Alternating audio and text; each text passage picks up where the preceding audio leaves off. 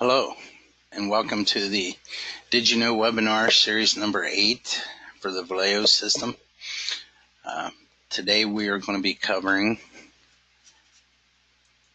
other people involved with homes, how to set that up, how to use it, what's all available. Then we're going to go into billing comparison report, and then we're going to look at the regional director homepage. Next month, the Did You Know webinar series number 9 is going to be about the training module in the Vallejo platform and also user and staff functionality. So hope to see you next month. Okay, to start today, what we're really focusing on, I'm going to go to find a home real quick and look for my favorite home on our research system, the Luke Groundwalker home. And what we're going to cover first is how do you do this part here, other people involved with home. So here's some samples of people that are involved with this home. You have a biological test child, it's other person living in a home, it's a babysitter, it should be other person associated with home. But anyhow, we're going to be going through how do you add one of these people, how do you set them up, how do you add them to the home, and so on. So let's get started. First place we're going to start is on table maintenance. I want to show you some of the tables that pertain to this. So on the original system maintenance page, all the setup stuff for the persons is the bottom right column. There's 5 links down here. If you go to the beta version, probably the quickest way to get to those 5 links is just click on the persons tab over here, and you have the same ones here. So I'm going to use the original table maintenance page to do what I'm going to do. So when you go in and set up characterizations, where we are today with the Vallejo platform, there's really only 2 that you need. You need other person involved with home, other person living in home. Right now, if you don't have those and you have others, you can end the others, and down here you can add those 2. Right, we highly recommend that you end anything else that you may have in there at this point in time. So the very first thing you're going to configure for this is the person characterization. So let's go ahead and close that, and let's go on to the next one. Person rule with home. So here you can kind of get an idea of what these are used for. And you can see that 3 of them are turned off. So service provider, uncle, and aunt are actually turned off. Now, if you wanted to come back in here and turn aunt on, just remove that end date and click that save button for that row. Now aunt will be an option in the rule table when you go to say what this person's rule is with that home. So I'm going to go ahead and turn aunt and uncle on so that we can see those. Now the last thing we have here is person additional fields. So I've set up some additional fields on our test system here. Here's one. This training webinar is not about how you set up additional fields, but let me go show you what that looks like. So let me go to find a person. I want to look for the biological test child. So I'm going to put a T and a B in here. Hit search. There's that biological test child. So the additional fields you configure, let me go show you those again real quick. I have 8 of them to find. Additional fields that are below, space, this header, space. Did you know webinar number 8, field 1, 2, 3, and 4. So let's go to that person page and see those.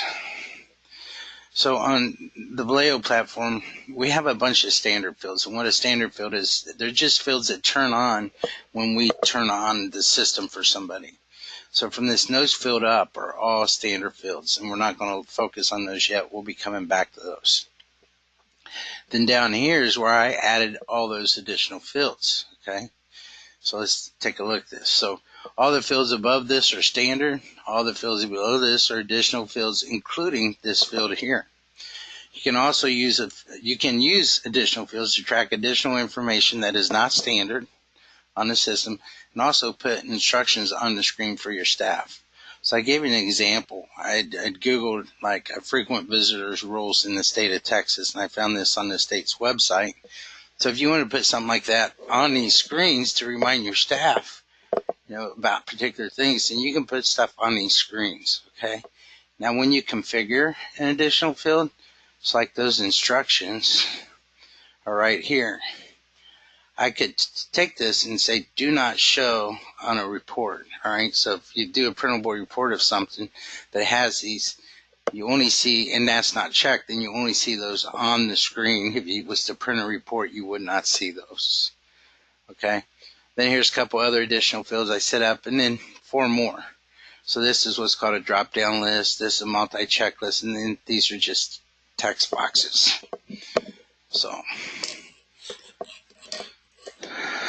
that's the additional fields. Now, this webinar, we're really not getting into these. I'm going to give you a quick introduction to this. These are the requirements we have set up for these people, all right, on this research system. So, again, this webinar is not about how to configure these and set them up. That would be in and of itself to do those two. So, okay, the next thing I want to show you is how to find one of these people. So if you come here to find a parent, not a parent, find a person, right? You can search by any of these fields. So if you want to get return a list of all your babysitters, just check babysitter, don't fill nothing else in, hit search. Then any of those other people that are persons has a role as a babysitter in the home, they'll show up on this list, all right? If you wanted to include a biological child, click that box too. So now you're getting babysitters and biological children. You can see that list grow. If you just wanted to find out how many people are involved with our homes but are not living there, right? So you can do other persons involved with home, and here those people are. On the reverse of that, if you want to find out how many other people are that are living in the homes, in your foster homes, that are not foster parents or foster children, then click that box, hit search. And then there's all those persons. Okay, so you can search by any of these. These little things allows you to shorten up this search screen if you wanted to. So you hide all those, and you'll just be able to see more results on your screen with a little less scrolling. Now the results, you can go in and you can delete these other people with that delete button. Okay, if you click that box, which we'll do in a minute, then down at the bottom, not only will you have show map, you'll have CSV file, but let's go ahead and click on show map. So if you click show map, you want to see a map with pins. If you click on a pin, it's going to tell you who that person is. All right, so that's the show map functionality.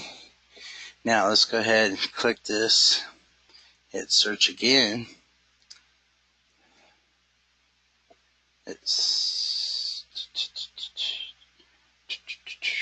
I got to pick something to search for.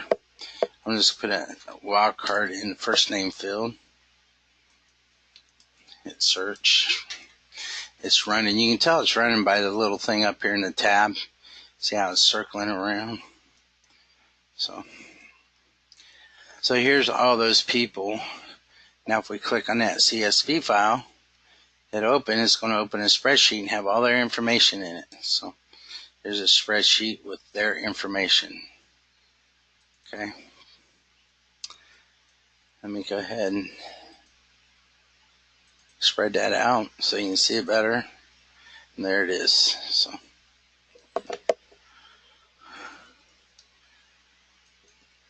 So that is to find a person and the results. The person's name is a link to that person's details page. Okay. You can tell it's a person page because in the header it says person. If you're looking at parent, it would say parent. If you're looking at home, it would say home. And then the name associated with everyone you're looking at. Okay, so now if you have a new person you're trying to add, so you're going to search. So let's say we got a person we got to add named Fred. I don't do full names when I search for people. I'm going to say Fred Frazier. That's who we're looking for. So just put FF in that first and last name. If Fred Frazier's in there, he will show up. All right. Now, as soon as you know the person's not here, then you can come right down here to this section called Add a New Person, and you can add that person. So we type in here Fred, hit the tab. His middle name is George, and his last name is Frazier. He is another person involved with the home for the Dayton branch. Okay. So once you click this add button, then it'll take you to that, again, the person page. Okay. So there it is. Person page for Fred Frazier. Okay, so now let's close this. Now, just to show you that the delete works, I'm going to go ahead and do another search for Fred. Well, I'm not going to delete it yet. So let me go ahead and search for Fred. Let's go back to his person page. So as soon as you add him, right, now you can go in here and start filling all this out. The only thing I want to put in here right now is the date of birth. I'll save that. But the very next step you're going to do after you add the person and fill this out, and then you want to come to characterization. Make sure you did that right when you first added them. Now, if that's correct, if that is indeed correct, now if you want to add them to a home, you're going to go find the home. I'm going to open this Find a Home in a new tab, right? You're going to go find a home that you want to add this person to. So I don't have a particular home in mind, so I'm just going to do search, and I'll pick Adam here. So you go to the home details page of Adam, click on the people involved with home. Adam already has a whole bunch, okay? But if I want to add Fred there, I just click on this, start typing Fred. Eventually his name will pop up there. Then you can add him as what he is, okay? Add to home.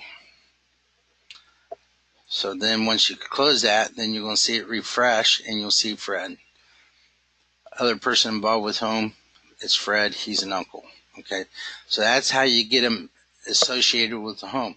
Now, once you get him associated with a home, then when you come back to this person page, then you're going to see roll with home. Okay, so he's associated with the Adam Braverman home. He's an uncle starting on that date. Okay, so that's how you create a person, and that's how you quickly get them associated with a home.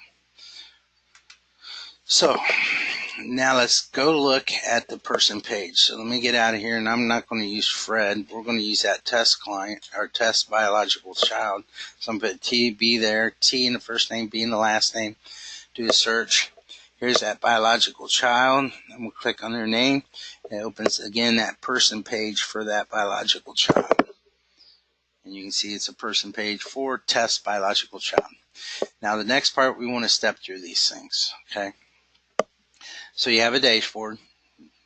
We all should be very familiar with these dashboards. They work the same way for persons as it does for parents. If you want to fix this, just click on it. Or I'm sorry, click on the date. Come in, fix it, do what you have to do.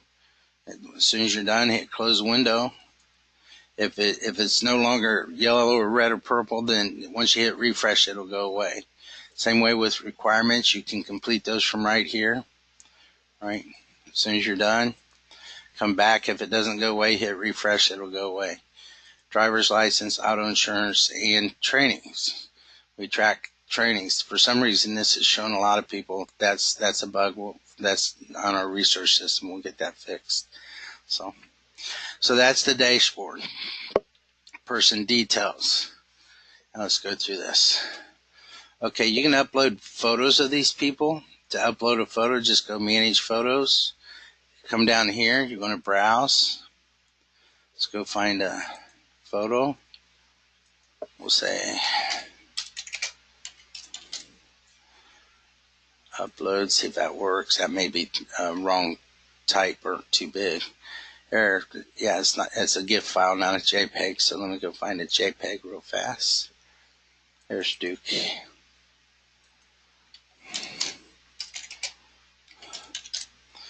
And use your descriptions wisely. So if you use those wisely, you're going to be able to tell just by the bold name truly what that picture, when, if you're using it wisely, it's going to help you know which picture you truly want to deal with. So that's how you upload a photo. Now when you get back here, it's still going to show the old one until that page is refreshed, and then it will show that new one. So you fill these in as much as your agency wants to track. Now this has effective dates. So like if the test biological child was to move to another state and you don't want him being active in the system anymore, then just put an end date there. Right? When you save a valid address, it's going to map to that person. Again, from here up is all standard fields. Then from here down is where I added all those additional fields. Okay, so that's parent details. The mapping, if you click on that, it will actually take you out to Google Maps. So if you want to like get directions, you can come in here and get directions from your office to that address. It's going to show longitude and latitude, but just put your address here, hit directions, and you'll get the directions. Then you could even add an additional field down here, like directions from office to home or whatever. So, okay, now if you click on the little double windows, obviously that opens in a new window, so you have that much more space to work with. And when you're done, just close it and you're right back to that. So the next bar is training, person training periods. I have two set up here, one for 2019, one for 2020. The bottom part's where you can add another one. So let's go ahead and set up one for 2021.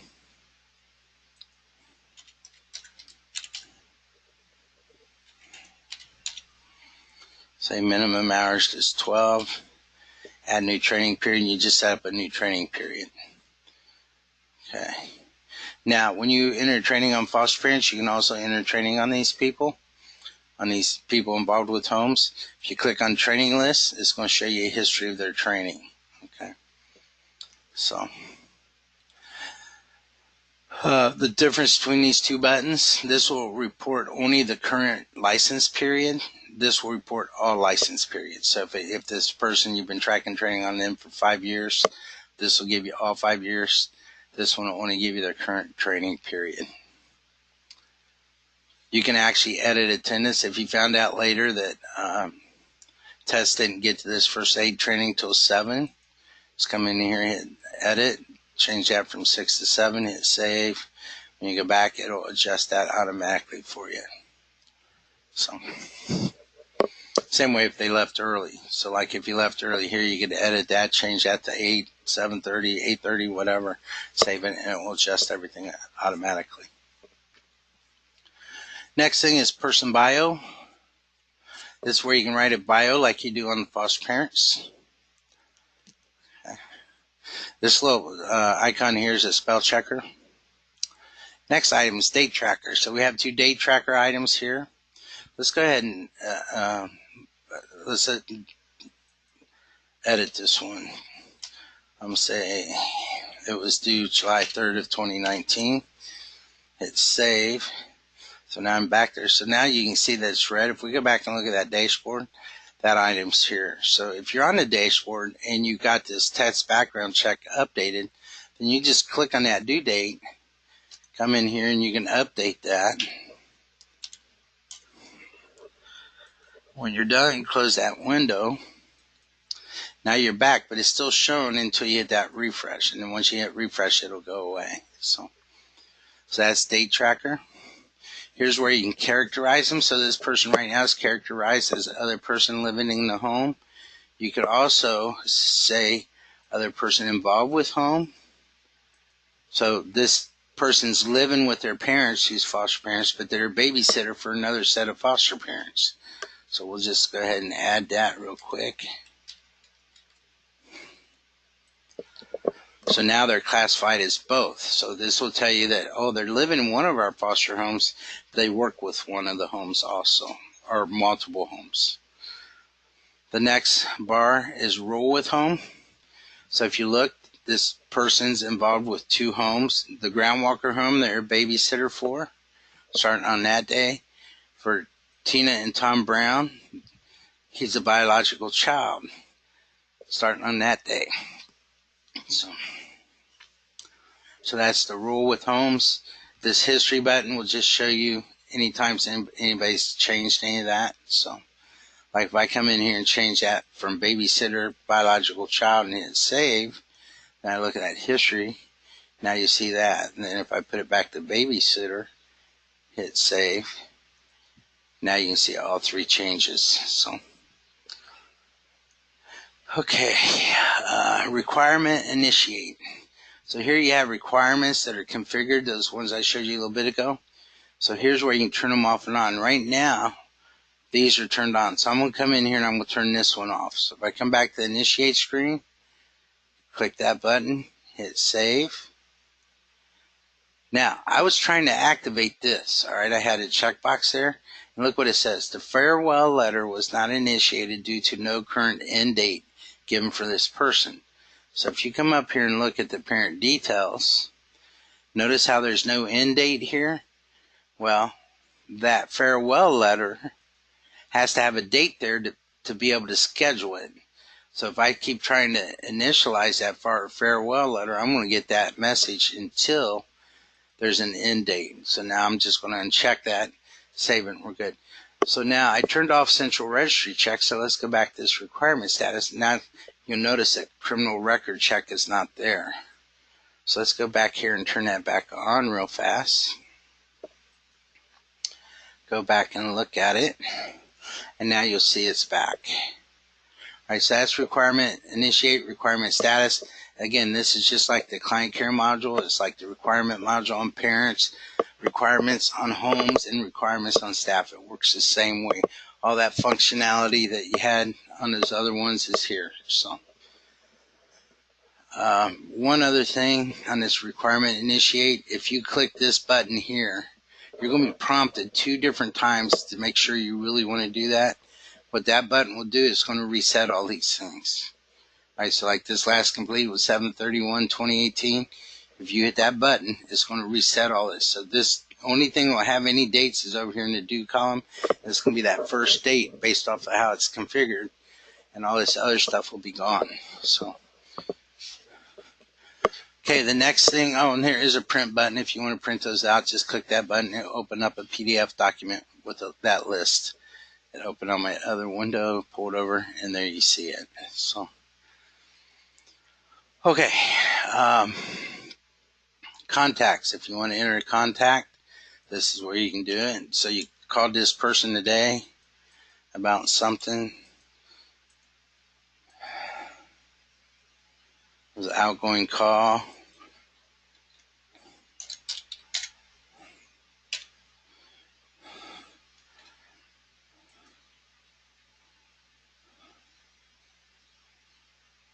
I'm just going to use other for here.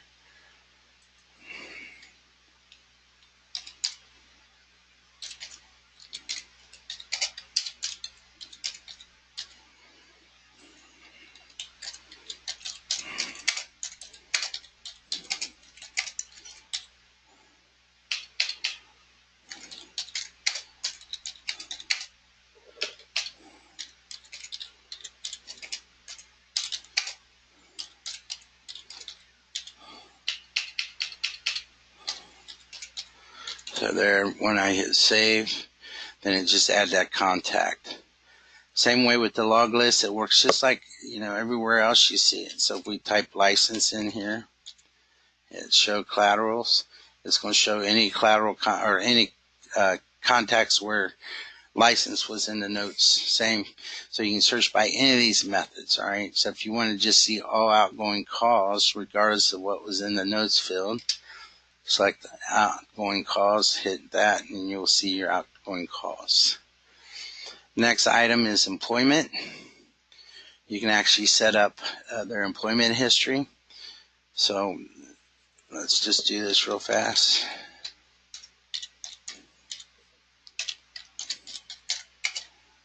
We'll call him a test person. Say hourly, $20 an hour.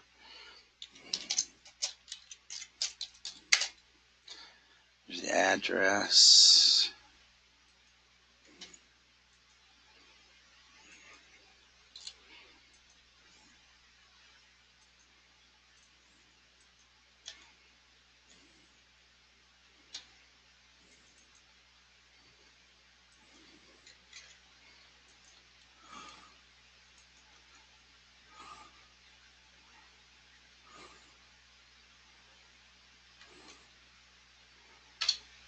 Okay.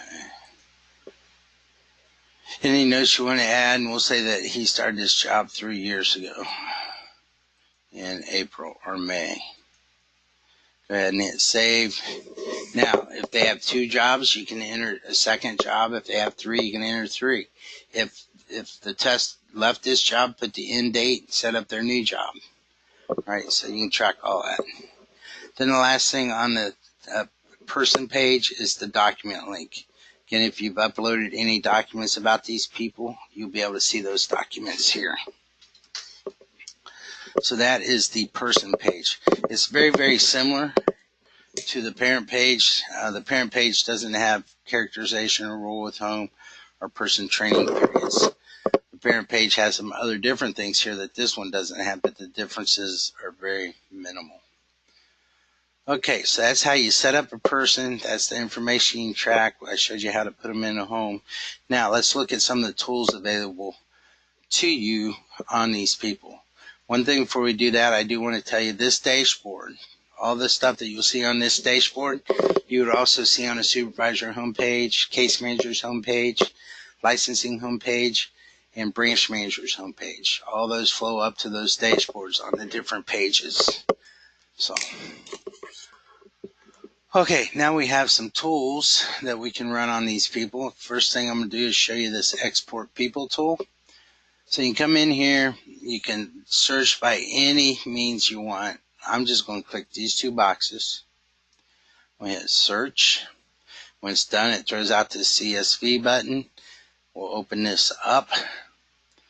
Now I just threw into Excel all the persons in my system that matches your search criteria. And it has all the fields, including those additional fields. Okay, so again, you can search by any of these means you feel like you want to search by. The next tool I want to show you is under the same place, and this is export person requirements.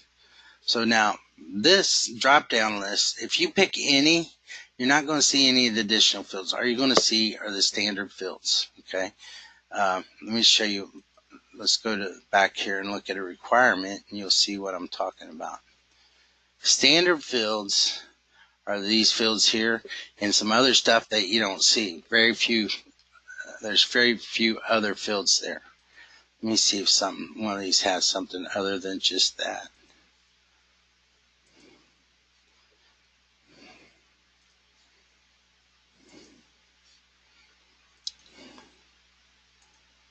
Okay, so now, the standard fields are very minute. There are very, very few of them. So let's go ahead and run this for a year. And we'll look at what the standard fields that you get if you don't pick a requirement type.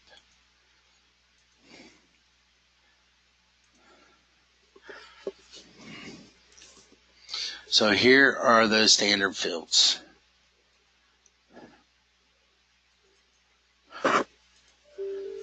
Okay, so here's the requirement type, who they were done for, the due date, what the worker's seen as the due date. Initial date's just a thing that makes our scheduler work.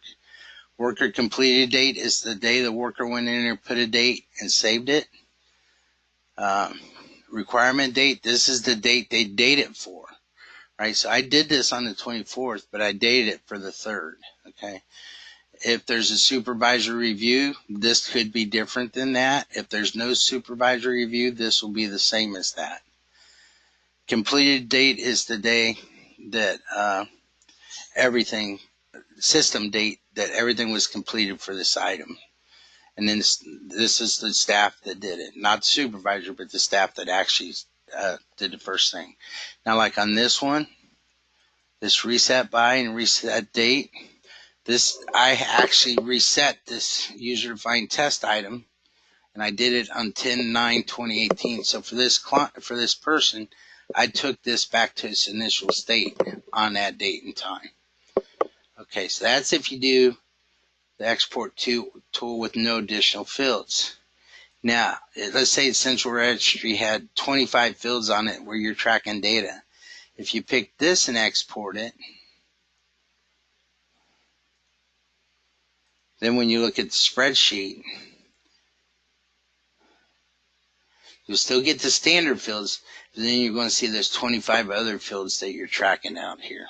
So what you want to take away from this is if you do this, you're not going to see any of the additional fields. But if you pick the individual items and you know, you can see them all. So those are some real nice tools to help you manage these people associated with homes.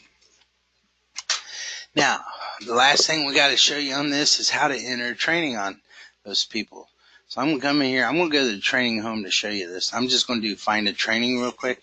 I'm going to look for the last year to save a little bit of time on our presentation here. I'm just going to find an old training and go add attendance for a person. So if you go ahead and do this, enter training attendance, unscheduled training, it works the same way when you get to the attendance part. So here's a class. I'm going to say that this client attended. So I'm going to click the attendance button. I'm going to search for people now. The person's last name starts with a B. There they are. So I'm going to check the box. I'm going to give them 4 hours. This doesn't require start and stop time because it was a book. Come down here, hit save attendance, and I just entered training on that person. So now if we go back and look at their training list, now you're going to see that book. Yeah, right here, book, A Child Called It. So again, it didn't use times because we have books set up not to use time, but just hours. So that's how you can enter training on these folks. And again, if it has an expiration date, then those expiration dates will show up on the dashboard. So, okay, so that's it on other people involved with homes. So now let's go ahead and look at our next topic today is a billing comparison report. To get to the billing, before we do that, let me finish one more thing. If you don't have this on your menu option, talk to your system administrator. They can turn that on for you. Your system administrators are the only ones that really can get to this table maintenance page to set up those values or change values there. So, okay, now on to the billing comparison report. That billing comparison report can only be found in one place, and that's on the accounting home page. Okay, when you come to the accounting home page, then you expand out report tools, and then you're going to see this billing comparison report. Now this report's really nice. It's going to actually allow you to run a report. It's going to find all the kids that was in care during your date range, and it's going to show you their placement values. There's 4 columns on the results. It's going to be placement values, foster home payment values, agency billing values, and level of care values. All right, so you can do this for one payer at a time. You can do it for all payers.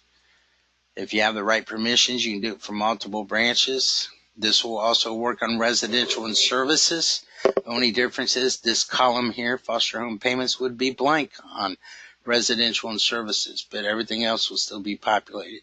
So let's go look at this report from 7/1/2019 to 7/31/2019. Let's go ahead and hit search. Let me click this box, right CSV, hit search, and here we go. So here's the first client it found. The client's name is a link to their complete history page. But here's the first client, Jared Anderson. So if we look, the placement part of Vallejo says he was in care for 31 days. The home payment side says he was in care for 31 days. You're paying Jane Davis Home $34 a day at 31 days for a total of $1,054. You were invoicing this payer 31 days at $65 for $2,015, and the client's level of care was basic for the whole month, and it equals $31. Now, let me click on Jared's name, and we're going to go break the level of care real fast.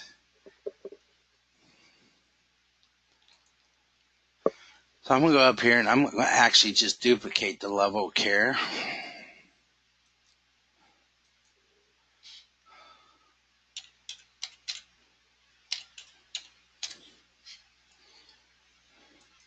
And when hold on. It's not going to let me put the same date as that previous start date. So let me do 1/3. And then what I'm going to do is delete that, update it. Now let's go back. I'm going to leave this. Now we'll click on the links to get back here. Let me go rerun this report real fast. So now you're going to see there's a problem. If it finds a problem, it's going to highlight the problem. So this is telling you right now that there's 31 days in July, and his level of care is counting up to 62 days. So then if you click on the link, you can come in here and you can see, oh, look at that. Why is that way? It shouldn't be that way. Go to this payment screen. Then you can fix that. Now to fix this, I'm just going to delete this one. And now it'll be fine. So if I come back and run that report now, it won't be red anymore. Okay, so we'll look for data entry errors or where things have been duplicated or things are missing. So let's scroll down here and see what else we have red.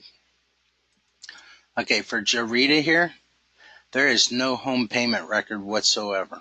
Okay, there's just not one there. You can see there's not one there. So, okay, for Donald, these are highlighted red because the rates are $0. So you're not invoicing anything and you're not paying the home anything for Donald. Okay. Here's another one with 0 rates. 0 rates again, 0 rates, 0 rates, 0 rates. Okay, so now down at the bottom though you have totals. So for your placement column, here's every kid that was in care during that time frame. Here's the number of days for each kid, and then your total days of care for that month. For the home payment section, you have the home names, the kid's name, what the daily rate is, total days for a total. And then also at the bottom of these, you have grand totals. So total home payments counted for 1,128 days of care at $51,914. Then for agency invoicing, same thing, client, agency, payer, daily rate, 31 days for 2015, and then you have a grand total down here. And then you also have census days by level of care. So for basic, month of July, you had 251 days, exceptional, 31 days, so on and so forth. So now, let's look at something before we open up the spreadsheet. So the filters, you can do it payer at a time. If you have the right permissions, you can do more than one branch at a time. You can do it for residential and services. If you do it for residential and services, again, this payment's blank, or this column is blank. The column's there, you just don't see anything in there. Put in your date range, and you can do a pretty long date range too. Let's take this back 2 years. We'll go back to 7/1/2017, run the same report. You'll see that it can go back pretty far. Now, we also, when we went back, now we have multiple things going on here. So from January 23rd of 19 till January 25th, here's what was going on. Notice in this case, it's the payer's been changing. So it was this payer, starting here to there, it was that payer, starting there to there was that payer. The client was also in multiple homes. So you can see it was in Dunn Home, Groundwalker Home, and Davis Home. So it runs real quick across multiple years. Go ahead and pull July back up here and let's look at the spreadsheet. So if you come down to the bottom of this report, click on CSV or CVS file. That should be CSV, comma separated values. Open up a spreadsheet of all that information. Now the top part of that screen is kind of hard. You got to really study this to understand what it's doing for you. But once you get it, it's not bad. Let me scoot some of this stuff over so you can see everything out to the right.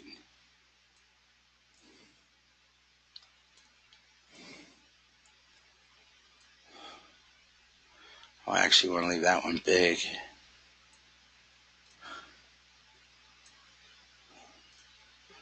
Let me also highlight these. So each kid in this top part of the spreadsheet can have multiple lines, all right? So like this line is about what you're paying to home, that's about the agency, that's the level of care, and that's the placement information, okay? So the top part's a little harder to use, but if you scroll down, here's the next part. So what you can do with this is from the placement column, all right? So if you want to get this off on its own sheet, just highlight all that, go cut, insert a new worksheet, and you can paste that right into its own worksheet. Go back to your first page where everything's together. These are the home payments, so you could actually come down here, highlight all those, cut, open up a new worksheet, put those home payments there. And then let me do the last one, and I'll show you how to relabel these worksheets if you don't know. So this is the agency billing. Actually, there's two more. This and level care. So let's go ahead and cut that. Do a new worksheet. Paste them in there. You get the idea. So there is one left on that main sheet. It's level care. Now, if you want to relabel these, just right click and go rename. Type in here.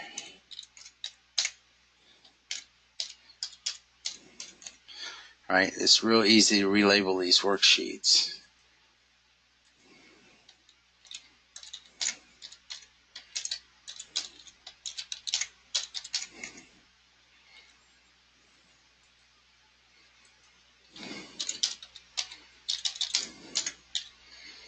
And if you do want to do one for level care, just create a new tab, rename it LOC. Go grab that information from that main sheet.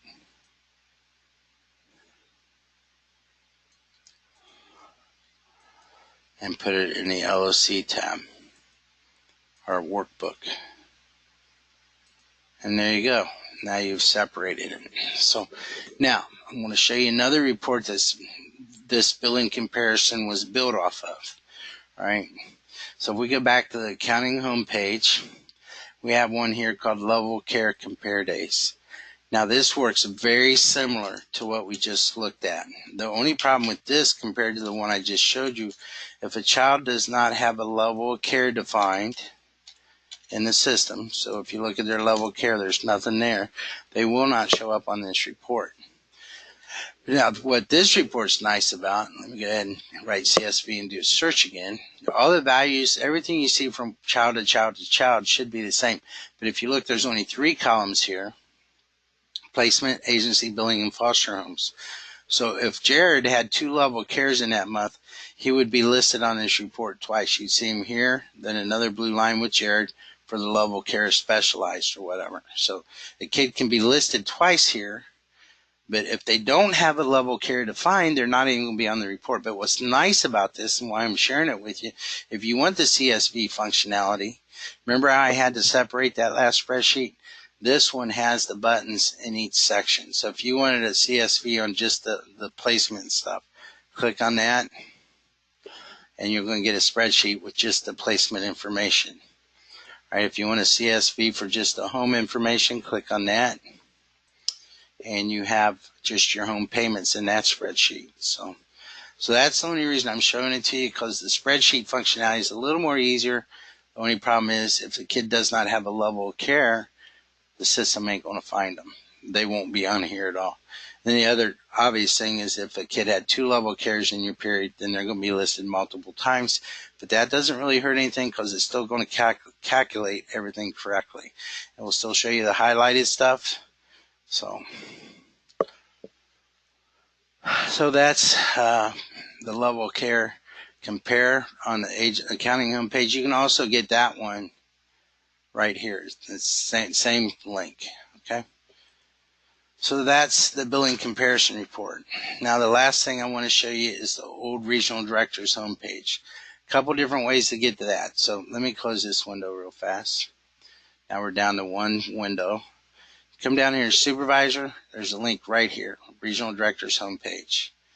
All right. You can also get to that from the supervisor homepage. So if you come over here to supervisor homepage, go to foster care tools, and right there it is. Okay. Then from the branch manager's homepage, just expand out that, and there it is. So there's multiple ways to get to that. Now this page, when you come to it, it hasn't done any searching or anything, so it's just sitting here static. These buttons still work even though you haven't searched. This is a button you could click on that and you can run reports on bed holds. All right, you can search by any of these fields. Great search tool on bed holds. Incidents, same thing. Click on that, you can run reports on incidents. Now this, though, let's click on this. Caseworker assignments. So let's look at this caseworker assignment sheet. It's a little bit different than the other ones you've seen so far. This is our old caseworker assignment sheet. All right, when we built the new one, it shows the level of care, and then there's totals down here for each caseworker, and then there's totals for your whole office. We had partners that used this, and they have stuff written down here. It works for most foster care agencies. However, this True Blue is really specific to one of them. But they didn't want us to remove the old one, so we told them we would leave it on this old regional director homepage. But check it out. You may like it. You may like what it says down here. This is really good advice. The True Blue is just a special form this agency uses. So, but it's a very nice caseworker assignment sheet. Then the last link on the top here is the bed availability, the available bed report. So now let's go ahead and do a search for the Dayton branch. Once you hit that, everything changes. So now you're going to see all the clients placed in Dayton. Let me tell you why this is red. Before we had all the nice case management stuff built, we would show this red if today's date was on a 90-day interval from that day. And then what that helped our partners do was make sure they stayed on top of treatment plans. As soon as you're in a staff meeting and you see this is red, that caseworker assignment sheet, let me open that again.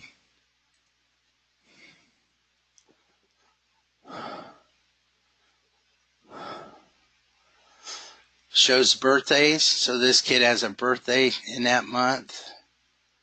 It'll show if it's a new placement. It used to show those reviews in here too, but it looks like they had us take those off.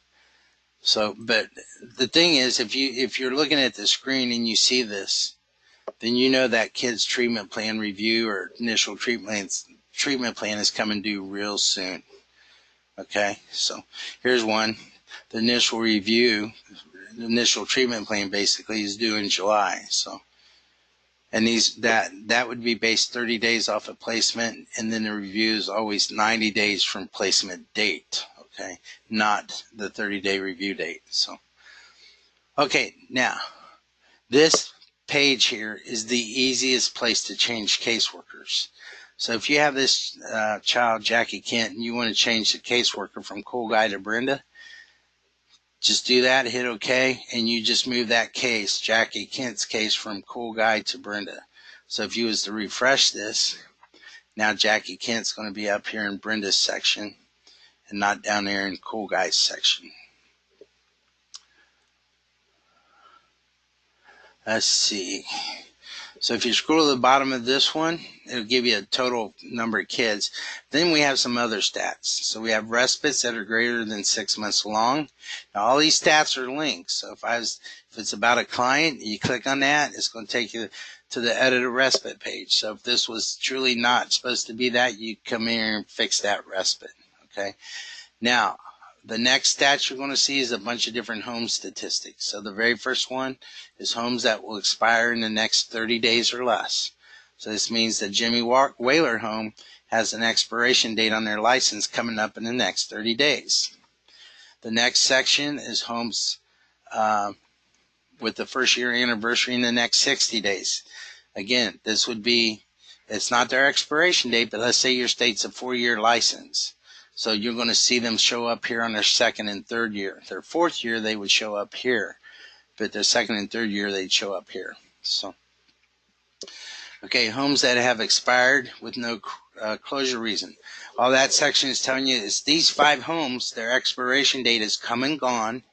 Nobody's changed them. Nobody put in a new license period.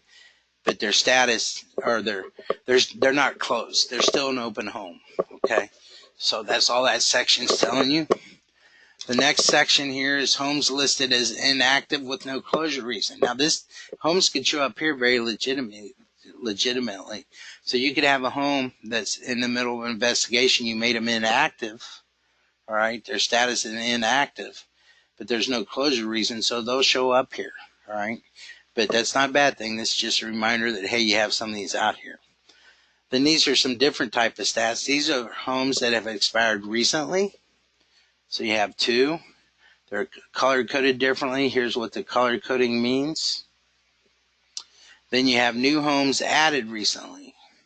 So William Smith was a new home that was added June 23rd of 2021. Now, well, that's the license date. You can click on the actual name and it will take you to the home details page. Then the last thing at the bottom of this page is you have some stats. These are client stats. We show you the current month and the previous month.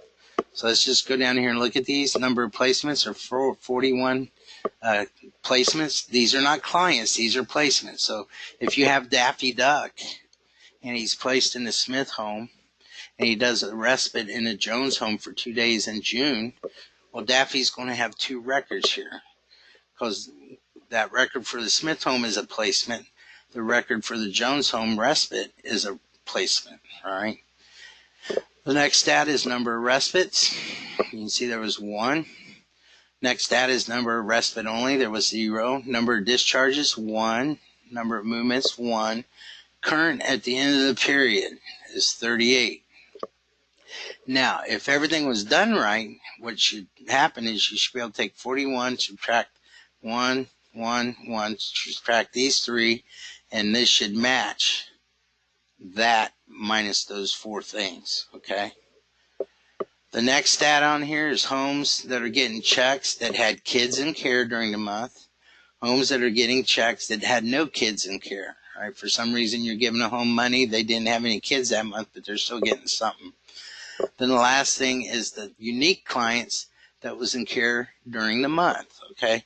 Now if you look, this says 38.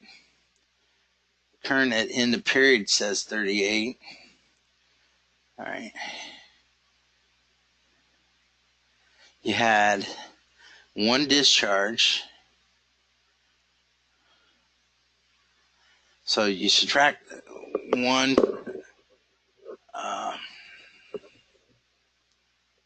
Yeah, I kind of lost my train of thought, so give me a second. Clients placed.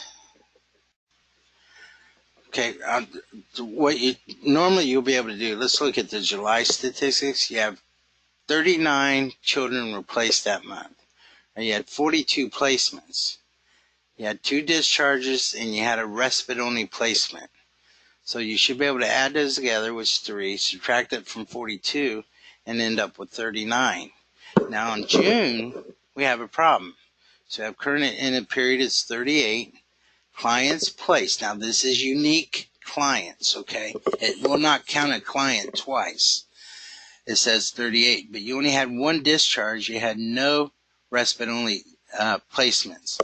So obviously there's something going on here, all right? Well, if you look at your placements, you're going to be able to find real quick by studying this what the problem is. Here's a problem that will cause that. We had the new kid, the new placement client was discharged in June, but he came back to care in June also, right? So that client's going to throw those numbers off a little bit. So this page, though, when you click on that link for the information behind the numbers will help you figure out if these two things are not balancing. So very easy tool to figure it out. So, okay, well, that concludes the webinar. Thank you. Do not forget next month's webinar is going to be on the training module. Um, it's going to be really detailed, go into a lot of details on the training module. So hope to see you then.